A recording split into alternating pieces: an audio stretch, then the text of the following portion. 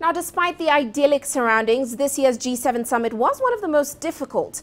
Divisions came on a whole range of issues, from climate change to trade, but capacity building in Africa was one of the few successes.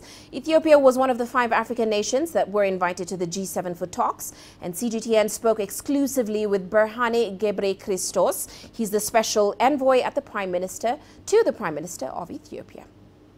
The focus was on Africa, on innovation. What real sort of concrete steps or measures or declarations did the G7 leaders make? I think there is realization today in Europe that a solution to migration is rapid growth, rapid development in the continent.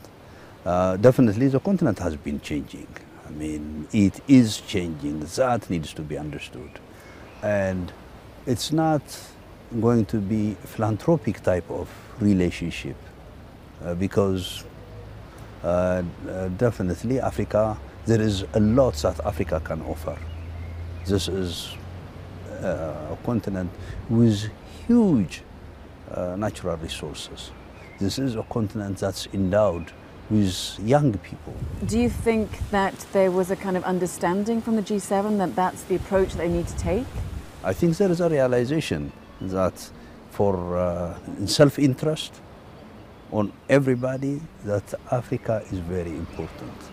So I think the views in Europe, in Asia, in Americas and everywhere has been changing towards Africa, and definitely it will change in the near future completely. But in terms of investment, more it's going to be discussed in the G20 format with the compact with Africa, and we're expecting that something concrete will come out of it.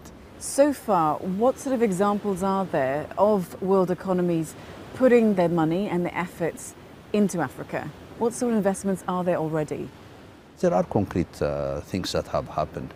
Not large ones, not big ones, not overwhelming Africa, but there are activities that have been done over the years. What we need to do is we need to take the best examples and scale them up to the entire continent. Today, Africa is not without a plan. In Africa, we have a plan for what would happen in Africa in 50 years' time. We call it Agenda 2063. This is a continent that's going to push world growth in the 21st century.